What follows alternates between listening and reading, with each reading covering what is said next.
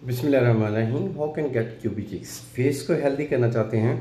कुछ लोगों को बहुत पसंद होता है कि जी उनका फेस मोटा हो, क्योंकि टीन एज में मोस्टली स्टडी का प्रेशर, हवस वगैरह या को एजुकेशन, इसकी पीछे रीजंस होती हैं। इसकी वजह से मुंह पतला हो जाता है मुंह पे रौनक नहीं होती, ये क्यूबी चिक्स नहीं होती। तो इसके हवाले से डिटेल में बात करूँगा। देखिए, ऐसे हज़रात को चाहिए कि अपनी हवस पे कंट्रोल रखें। को एजुकेशन में है तो अपने जज्बात पे, अपने ख्यालात पे कंट्रोल रखें। उसके बाद ऐसे हज़रात की नींद भी डिस्टर्ब होती है, तो आप सबसे पहले अपनी नींद को पुरस्कून करें। नींद पुरस्कून का मतलब यह है कि आपकी बॉडी के साथ साथ आपके दिमाग का, आपके ब्रेन का भी प्रॉपर सोना लाजमी है।